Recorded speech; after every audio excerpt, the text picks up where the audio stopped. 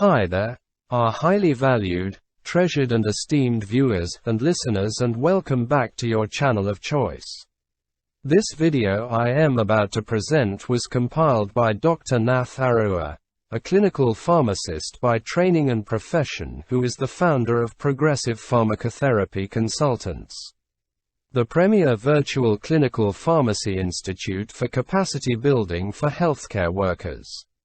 The Virtual Clinical Pharmacy Institute with a difference, where patient safety, medication therapy management and optimal clinical outcomes are very crucial and non-negotiable to us.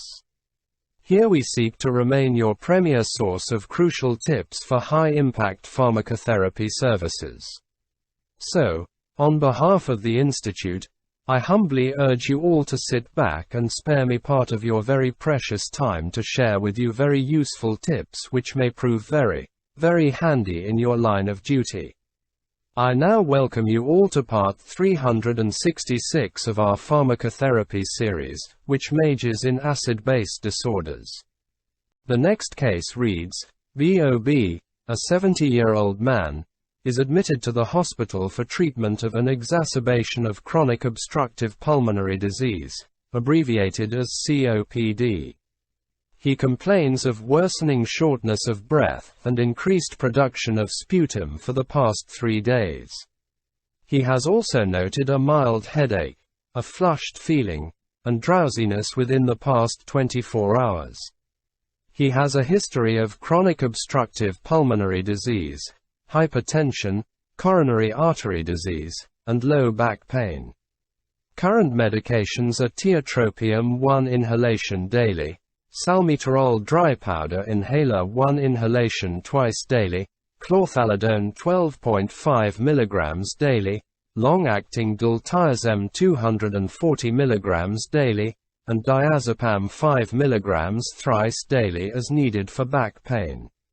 Vital signs include respiratory rate of 16 breaths per minute and heart rate of 90 beats per minute.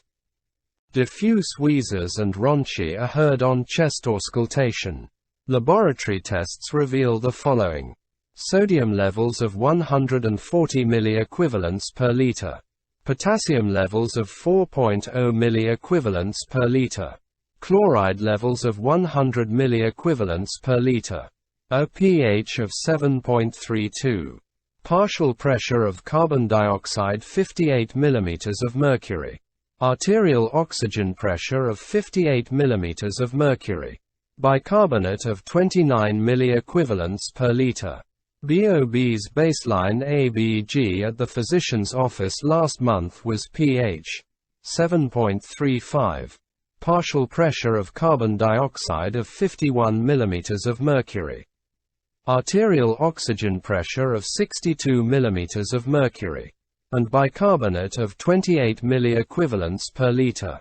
So my question to you reads, which of B.O.B's signs and symptoms are consistent with the diagnosis of respiratory acidosis?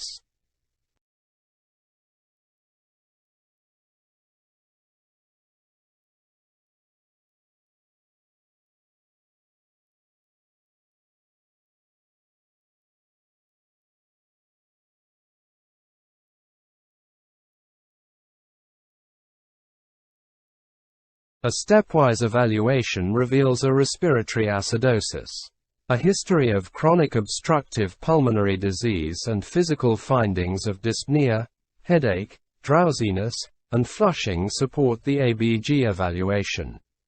Respiratory acidosis also can cause more severe symptoms, including CNS effects, such as disorientation, confusion, delirium, hallucinations, and coma. These CNS abnormalities probably are partly caused by the direct effects of carbon dioxide. Hypoxemia, decreased partial pressure of carbon dioxide, which commonly accompanies respiratory acidosis, also contributes to these symptoms. Elevated partial pressure of carbon dioxide causes cerebral vascular dilation, resulting in headache caused by increased blood flow and increased intracranial pressure. Cardiovascular effects typically include tachycardia, arrhythmias, and peripheral vasodilation. The next question reads, is the respiratory acidosis present in B.O.B consistent with an acute or a chronic disorder?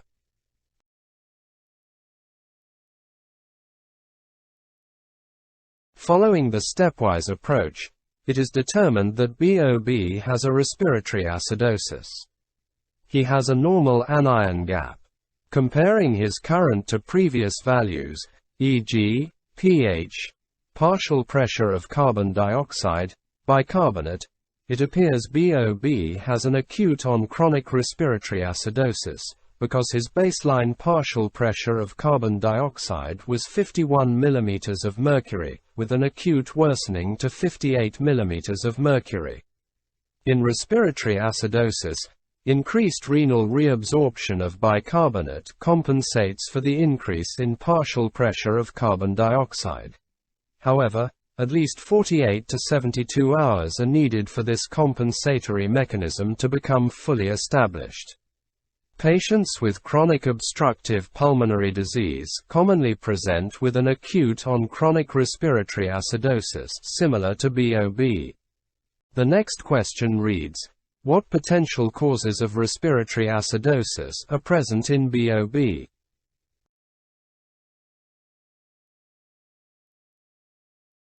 Respiratory acidosis often is caused by airway obstruction.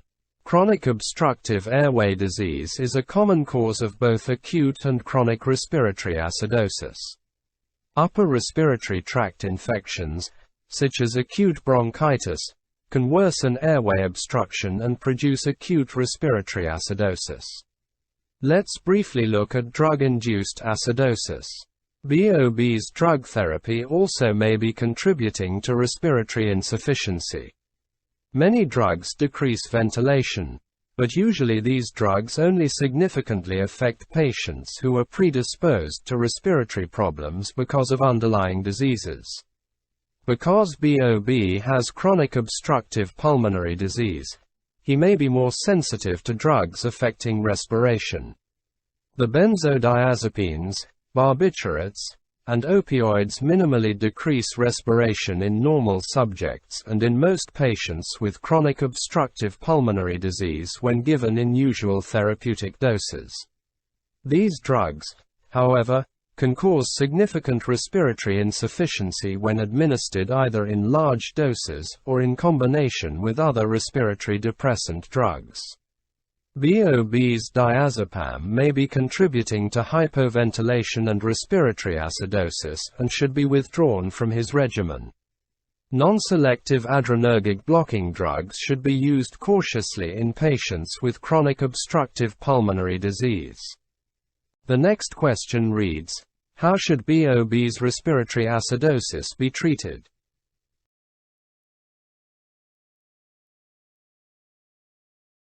As with most cases of respiratory acidosis, treatment primarily involves correction of the underlying cause of respiratory insufficiency. In this case, treatment of acute bronchospasm with a beta-adrenergic agent, such as inhaled albuterol, is warranted. Corticosteroids, such as methylprednisolone, dosed at 60 to 125 mg every 6 to 12 hours initially, are commonly used in hospitalized patients with acute exacerbations of chronic obstructive pulmonary disease. Antibiotic therapy with a beta-lactam with or without a beta-lactamase inhibitor should be considered in hospitalized patients producing purulent, large-volume secretions. B.O.B's respiratory status should be monitored closely during his hospitalization. If the acidosis, hypercarbia, or associated hypoxemia worsen, non-invasive positive pressure ventilation or intubation with mechanical ventilation may be required.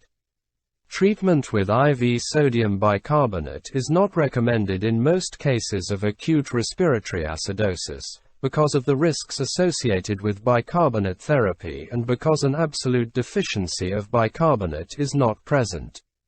When the excess carbon dioxide is excreted, arterial pH should return to normal. Hypercapnia should not be overcorrected, because hypercapnia results in decreased lung compliance, increases dysfunctional surfactant production, and shifts the oxyhemoglobin dissociation curve to the left, restricting the release of oxygen to tissues. The next case reads, S.O.P., a 50-year-old, 80-kilogram woman, is admitted for treatment of presumed bacterial pneumonia. She was in good health until 24 hours before presentation when she noted an abrupt onset of fever, a productive cough with thick, yellowish sputum and chest pain on deep inspiration. She has taken aspirin 650 mg every 3 hours since the onset of fever, with mild relief. Since arriving in the accident and emergency department, she has become anxious and lightheaded and has developed tingling in her hands, feet, and lips. Her vital signs include the following. She has a body temperature of 38 degrees Celsius. Her respiratory rate is 24 breaths per minute. She has a heart rate of 110 beats per minute, and blood pressure of 135 systolic 70 diastolic. Physical examination reveals dullness to percussion, rales, and decreased breath sounds over the left lower lung field. Her laboratory findings include the following. Serum sodium levels of 135 milliequivalents per liter. Chloride levels 105 milliequivalents per liter. A pH of 7.49. Partial pressure of carbon dioxide of 30 mm of mercury. Arterial oxygen pressure 90 mm of mercury. Bicarbonate of 22 milliequivalents per liter. Gram stain of sputum reveals 25 white blood cells per high power field and many gram-positive diplococci. White blood cell count is 15,400 cells per microliter with a left shift. A left lower lobe infiltrate is seen on chest radiograph.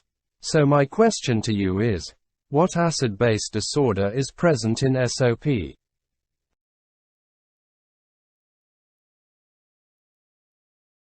Steps 1 to 3 in the evaluation of the ABG values, as described previously, indicate a respiratory alkalosis, increased pH, decreased partial pressure of carbon dioxide. The history and physical findings of deep, rapid breathing and tingling sensations are clues to the etiology. This disorder is most likely acute because her bicarbonate concentration is normal. She does not have an anion gap. If a large anion gap were present, it would suggest she has a coexisting metabolic acidosis, possibly caused by salicylate intoxication. The next question reads, which of S.O.P.'s signs and symptoms are consistent with the diagnosis of acute respiratory alkalosis?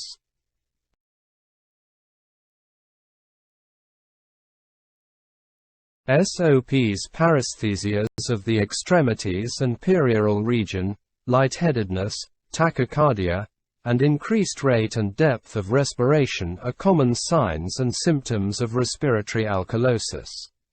Confusion and decreased mental acuity also may be evident. Simple respiratory alkalosis rarely produces life-threatening abnormalities. My next question to you reads, what is the cause of the acid-base disorder in S.O.P.?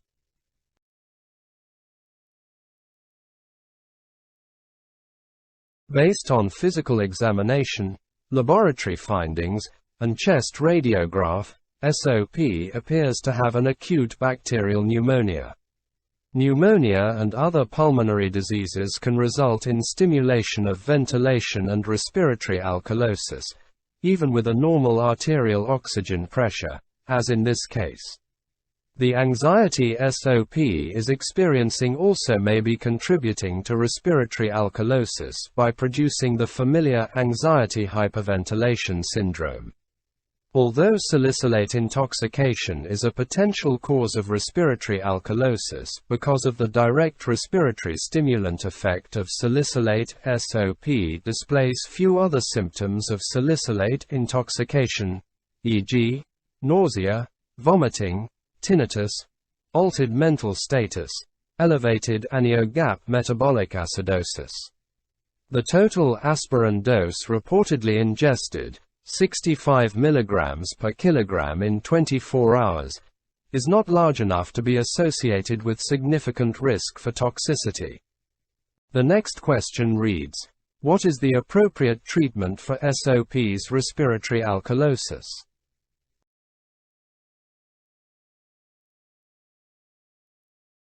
Similar to respiratory acidosis, treatment of respiratory alkalosis usually involves correcting the underlying disorder. Initiation of appropriate antibiotic therapy for a community-acquired pneumonia is indicated in this case. Simple respiratory alkalosis is unlikely to cause life-threatening symptoms, although mortality rates for critically ill patients with this disorder can be high.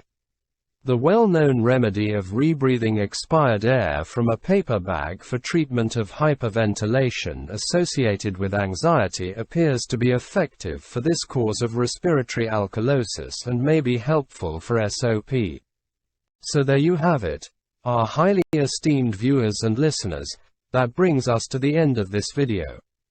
If it benefited you in any way, kindly remember to give it a thumbs up, to like it and to share it widely with your peers. Please leave your comments at the bottom. And if you haven't yet done so, I humbly urge you to subscribe to our YouTube channel. I would like to promise you all that the very, very best is yet to come. Thank you very much for viewing this video. On behalf of our senior colleague, Dr. Nath Arua, I sincerely appreciate your partnership, continued support and kind collaboration. We look forward to interacting with you in the next video, which will be part 367.